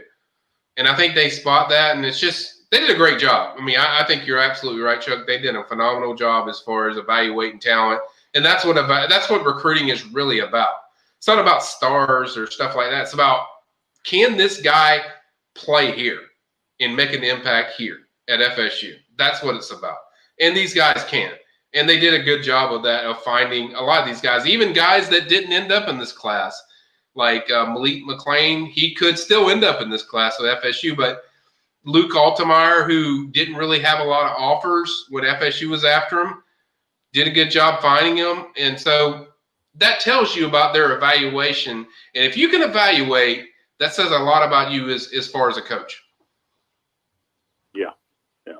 Thank you very much. Appreciate you got it, Chuck. You're doing a good job. Chuck in Denton, Texas, joining us here on the program. Thank you. Chuck's been following the Noles since 1961. Top that. Home of Mario Edwards. Yeah. By the way. There you go. Good one. Good looking out. We got a couple more phone calls and probably wrap things up here. Daddy's got to eat. He's kind of getting hungry. I'm getting angry here with all you people talking nonsense on the chat. I will say, it looks like George Wilson looks like I think his letter has arrived. Florida State has just tweeted it out, so that does seem encouraging. There it is. Just want to go to the tweet. Just send me to the tweet, internet. I don't want to go to Seminoles.com. Just send me to the tweet. Yeah, I see the tweet. I'm watching it right now.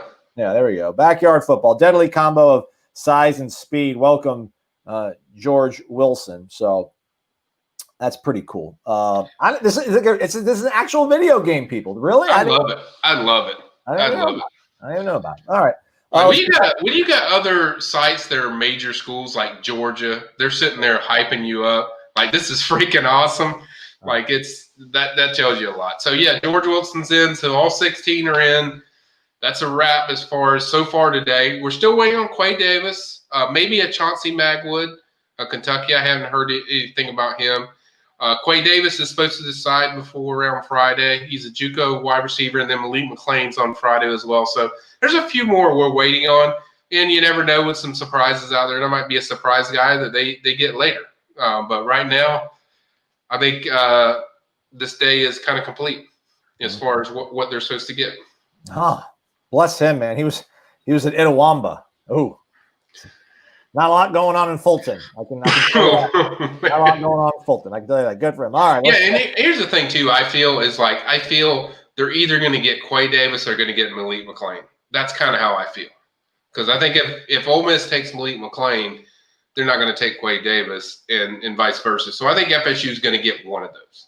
All right. We got 2 more phone calls. Let's take those and then probably put a bow on this. We will do a full wrap-up. That will be on our YouTube page. It won't be live, but we'll do a full wrap-up with Mike's thoughts and quotes from coaches on the signees. But caller, welcome in. Thanks for hanging tight. What's your name and where are you calling from? One Chop City 1, Roanoke, Virginia. Oh no! How'd he get through? They let Bishop through the cracks, man. One Chop City 1, man. Chop City. You in a good mood today, my man? Guy? Always. All right. What's on your mind? What you got for Michael, man? Oh man, Mike, look, and Aslam, like I love what the staff is doing. Not looking at stars and really, truly evaluating these players. Yep, that's what it's about, Chop City. It is. I mean, it's about evaluating talent. Chop, go ahead. I looked at all the stars. I looked at all the stars that we had, like under Jimbo, who really fell through the cracks and didn't really get evaluated or basically coached up. But now it seems like we have a coach that's willing to go and do the work and look at these kids for what they can bring to this program as opposed to just chasing stars. Yeah, I mean, and stars are great. You'd rather have a high rated guy than the not rated guy because I mean that means a lot of people want him. But I'd rather have a guy that's been evaluated by the staff that they want, that they're sold on. I think a perfect example of that is Jackson West, the tight end. I hype about this kid all the time. I think he's a phenomenal talent. I think it tells you just the job you do when you trust your evaluations, and then those evaluations show up on the field when they get to FSU, which we've already seen some of them already as freshmen show up. I think that's the big deal.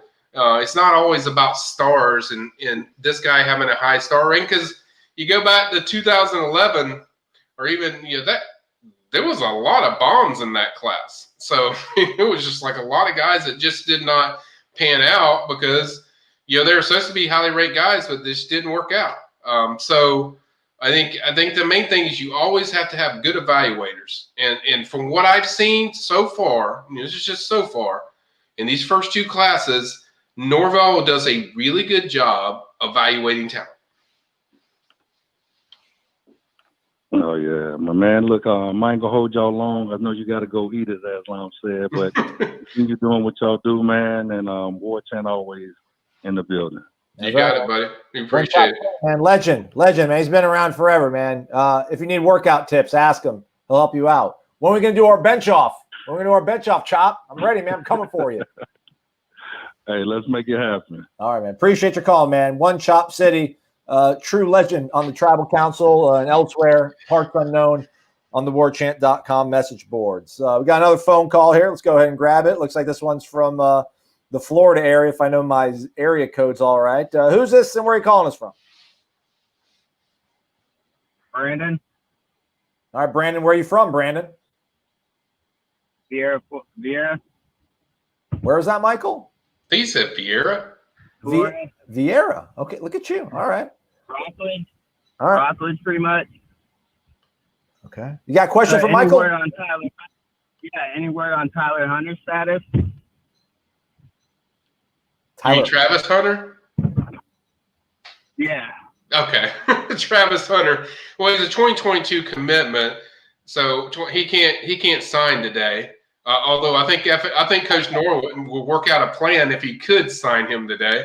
But no, he's a 2022 commit, rock solid, 5-star. Love this kid. I think he's the best player in the country or one of the best. I've said top 5 national player forever. I think FSU is going to get him as long as Marcus Woodson's there. I don't see any reason why he wouldn't be there. I think Travis Hunter's going to sign with FSU next year. So I think he's a good one, and I don't think there's anything to worry about with him. Any recruiting in the Brevard County area for FSU in the future? Yeah, Brevard County. Yeah, I think that's an area that they do talk to kids. I think they're last year they had Keyshawn Spencer. I think was from that area. He's a pretty good player, but obviously didn't seem like that worked out. But I think I think that's an area they want to get stronger at. That's kind of the vibe. I think that's going to be an area they hit hard. I don't know anybody particularly off the top of my head as far as that they would go after right now. Obviously, I think Dink Jackson's from kind of that area. He would have been a great pick, but he committed to Ole Miss. But I do think they're going to be very active in that area. All right, Brandon, we appreciate the call, man. Thank you, Brandon. You guys do a great job. Thank you very much, man. I appreciate that. Let's grab last caller of the day. Looks like Central Florida is in the house somewhere. Maybe Polk County. No L in my Polk. Who's this and where are you calling from? Hey, this is Caleb. I'm actually a student in Tallahassee, but the area code's from Ocala, Florida. Represent. There you go. What you got for Michael? So I've been over the last year since we got this coaching staff, I've heard a lot about how they don't have a lot of connections to Florida. Do you think this last year even though we still we're not getting big names quite yet, how much improvement have we gotten in their connections? Are they really making these connections like we want? Positive for us in that regard. Yeah, I think the connections have been – thanks for the call, by the way. I think the connections are very good this year now. They've done David Johnson's has spent a lot of time, talking to coaches in the South Florida area. That's been an area that they even did like a meet and greet before the COVID thing hit, of coaches to come in there and meet them. They've talked to them. I think he's really worked that area. They've developed relationships in there. Odell Higgins does have some connections with Florida, so there's some connections where he recruits the state of Florida. Odell's always been in Orlando and the Tampa area, so he does in Jacksonville. He's done really well there. So I think Odell does have some Florida connection. Now with the new staff, there's not too many that they have that are on there, but I think they've spent this whole year really connecting with a lot of these coaches, showing them kind of their vision of what they're going to do. I think they've got a feel for what the culture that Norvell wants at Florida State, and I think a lot of them are excited about it, and certainly excited about I think the one thing I heard from high school coaches, and a lot of them, this is from South Florida, that they told me, is they really were impressed with his organization, but also the accountability he has on his players, that they noticed because they have some players on their team that are from South Florida already. And he said there's a lot of accountability when it comes to this team. And that's already drawn the attention of a lot of, I think, these high school coaches. So yes, I think that relationship will get better. And you know what helps you recruit better in South Florida? Winning. So they understand that. That's why they went out there and got Mackenzie Milton, one of the best transfer quarterbacks out there. That's why they're going to spend a lot of time in the transfer portal. So I think Norvell understands what it's going to take to win. I think that's a good start with Milton, and now you take the next steps. But that's kind of some of the stuff I've heard from those high school coaches in different parts of the state of Florida. Well, thank you for all your hard work, Michael. That's the hope I needed this morning. Okay, there you go. Thanks for calling. Yeah, Aslan, you and Corey got me through my senior year. I've been able to listen to the podcast late at night to help me stay up and write my papers and stuff. So thank you guys for everything you do. All right, man. Awesome, man. Appreciate it, man. Best of luck. Hope that graduation pays off for you, man. Appreciate it. Bye-bye. All right, we actually got one more call because nobody wants me to be able to go eat my lunch. Me either. I'm starving too. Yeah, I keep forgetting Michael's not a machine after all. Michael's not. I'm human. He does need food every now and then. Caller, what's up, man? What's your name? Where are you calling from? How's it going? My name's Mitchell, calling from Arizona right now, actually. Just moved out here. Nice. Nice. I heard Phoenix is like one of the 3 top cities that people have been migrating to since the pandemic hit. Where are you at in Arizona, man? In Scottsdale, actually. Oh, man. What are you doing calling us? You should be dropping us money in the tips to get your question asked living in Scottsdale, man. That's where the money's at. A lot of good-looking women, too, I hear. I wish it was for a big job, actually. Just graduated and moved home for a little bit. All right. Nothing wrong with that. Nothing wrong with that. What you got for Michael on signing day, Mitchell? So, like, the way that I see it, everyone puts a lot of weight on the coaches and everything, but it's been going really into the school itself, into the system, to the ADs, the president. Mm-hmm. And now that Thrasher is kind of moving on, what kind of impacts can we see, like, from the top down? I'm like, who do you guys think? Or, I mean, you guys obviously don't know who they're going to hire, but I mean, like, what do you think that kind of thing would have an impact on the program? Like, how does it impact it? Like, what is it going forward? And just taking away from the pressure from the coaching staff, like what do the decision makers have to do with everything, I guess? Well, that's a good question, Mitchell. I think the big thing, and I think it's been pointed out and shown that there's been mistakes by this administration they had with Coburn and President Thrasher that they could have done differently. So I think you're going to go out there and you're going to get a guy that's going to put FSU first. I think that's the most important thing. We don't know who they're going to hire. And as far as whoever the AD is, same thing. FSU is going to be first quality. I think the main thing is making sure that you're making these decisions based on the principles of what's going to help FSU, not if this is a guy you're a favorite of or this AD you're a favorite of. It's like, is this guy going to put Florida State University first in everything they do? And I think if they do that, I think a lot of fans and boosters will be very happy in the success for the football program. Certainly, they already have one of the best basketball programs in the country. baseball program is prestigious as they come. Ladies soccer is unbelievable. These guys, track and field is phenomenal as well. So I think when you have the leadership the right way, where you have the right principles involved, this is just me. I mean, Aslan's going to get his take. You have the right principles involved as far as putting FSU first, and that's not mean to kiss people's butt, but you go out there and you put them first, and you say, this is what we need as far as the program. I think you're going to be more than fine. I mean, I think overall, John Thrasher was a net positive for this university, like in a big way. We're now a top 25 public university. That's a big deal. I think he's a guy that did have Jimbo's back, and went to the hilt for Jimbo, which is what you need when you do have a really good coach. I think the fact that there's now a new CEO of Seminole Boosters, I think everybody's kind of starting from the same level now. I think like you had guys like Andy Miller that had been around here forever when Florida State was practically nothing and helped build it. So who is he to take guff from anybody? And then you're going to have a new president. You have a new CEO of Seminole Boosters, Michael Alford. You'll have probably a new AD, someone who's probably going to have a strong football background and is going to know they have to work hand in hand with Michael Alford of Seminole Boosters and the head football coach to make everything go in the same direction. You never had that synergy here. I don't even know with Dave Hart if he really had it. He was a really good AD, but I don't know if the president's office was pulling football first in that sort of direction. But I think we have a pretty good model of what you want your president to be with John Thrasher. That might be controversial to some. But I just think with everybody kind of starting at the same level with a new president, you'll have a new AD, you have a new CEO of Boosters, and Mike Norvell's only been here for a year. You'll have that kind of hunger and that unified direction with not a lot of ego getting in the way. So just hopefully someone that realizes this place still needs to be a university first and foremost. But the front porch of it is the football program, and we need to do everything we can to never be in this position ever again, because it is daunting and it is depressing. But hopefully today is one of the steps in the right direction. Yeah, and two, you just got to make better decisions.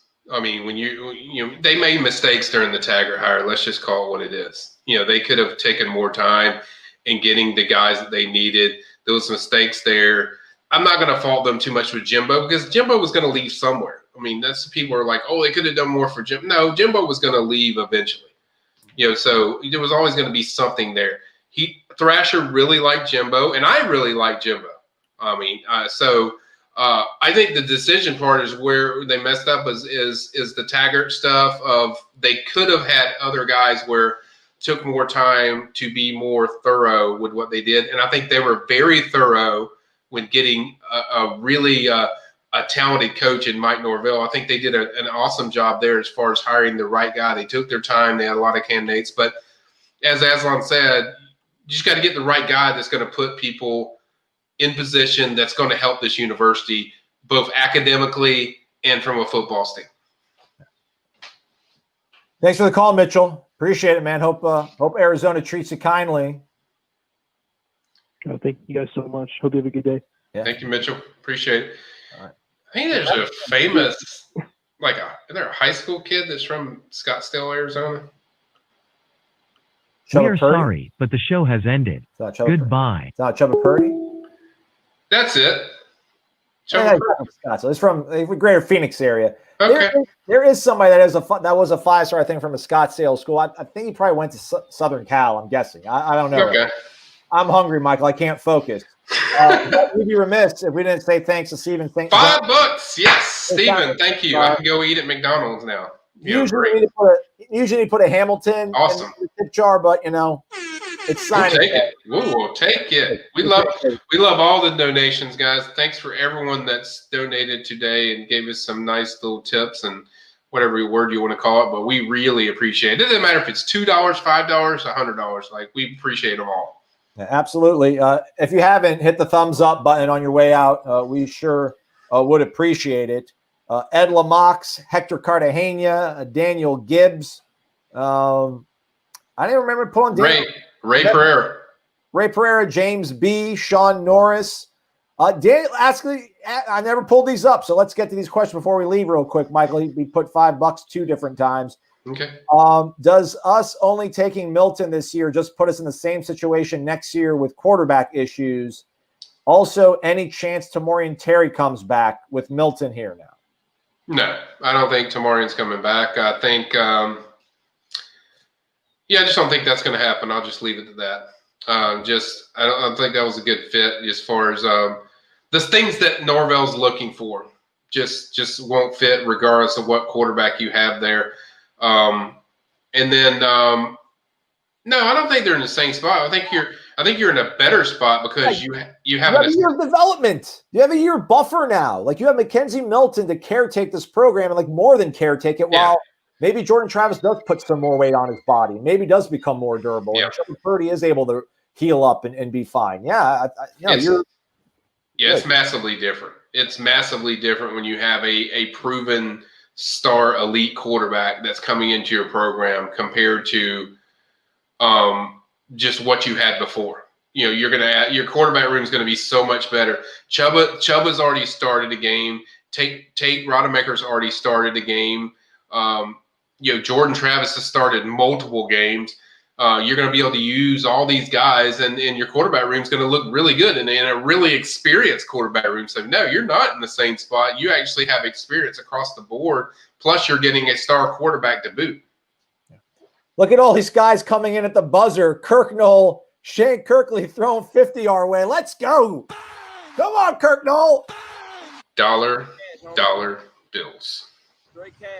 Dollar bills, y'all. Thank you, Kirk Knowles. Keep up the great work, guys. Thanks for all you do. Kirk Knowles been he's a new blood in terms of the pillar game, coming in here most every show and throwing tips our way, man. We really do appreciate it. That's awesome. Adam Brock coming in at the buzzer, so you get a little. He wants backstories, but you got to be a subscriber for that, Adam. Hopefully you are. We can't have Michael spill all the backstories here. We'll probably do a few. We'll probably do a little bit of them, Adam, in a day or so, like I always do. Probably do a day later. I'll tell some things. You got one. You got one for him now, since he already threw $20 at us. You got one that sticks out. Well, one that sticks out is the one that I've talked about frequently. Obviously, we know Mackenzie Milton ended up at FSU, and that was their quarterback, but. I mean, it was really – I was already getting my story ready for Jake Garcia because I was going to write a commit story because the thing was starting to trend that steam that FSU was going to land Jake Garcia. If they didn't get Milton and say Milton decided, you know what, sorry, FSU, I want to go play with Scott Frost in Nebraska, I think there's a really good chance you could have saw Jake Garcia in this class.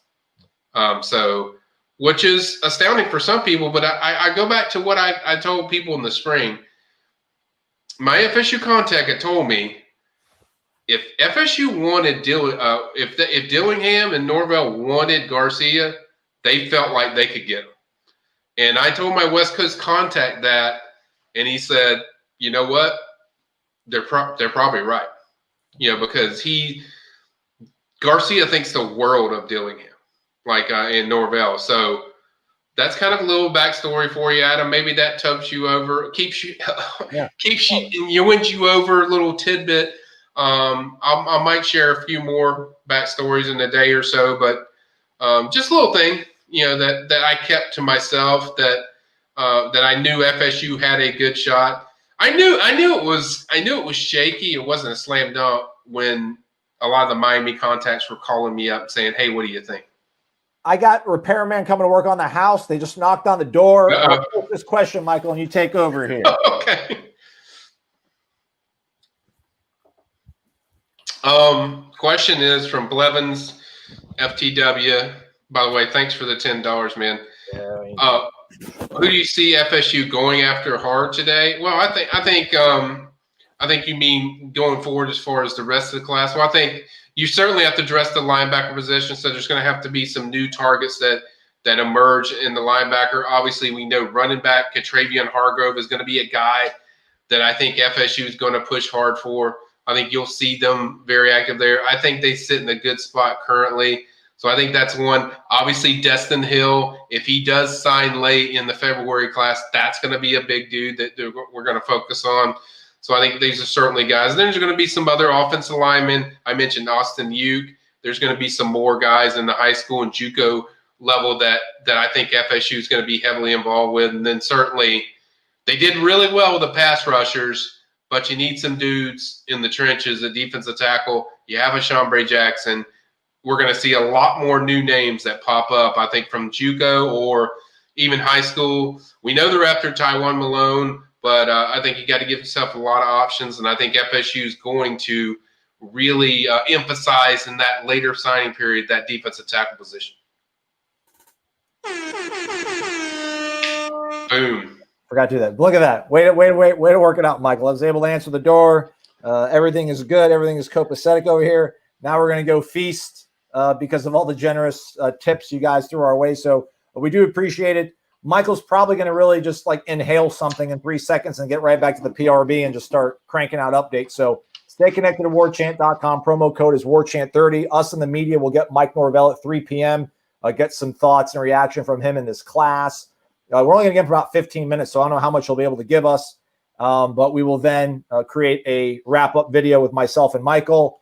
Derek Adams coming in. I mean, can we go home, everybody? Jadarius Perkins, it's going to be FSU or Mississippi State. That's probably going to be decided on like Christmas Day, Derek. I don't have a final call. I would lean towards Mississippi State, even though there's a really good relationship with FSU. I wouldn't count FSU out, but I'd lean Mississippi State at least at this point. But I think there's a week to go or so for this recruitment because I don't think he's deciding till around Christmas time. Okay. And again, apologies to Daniel Gibbs. I didn't see your tips come through, but we did get to your questions. Everybody who hit the thumbs up, we appreciate that. If you haven't, hit it, please. It actually matters, believe it or not. We don't keep score. We don't have the scoreboard, but that's the way our overlords at YouTube do it. So again, stay connected to warchant.com. Coming up later, full wrap-up of the day, and some comments from Mike Norvell. So for Michael, I'm Aslan. Thanks so much for watching. Have a great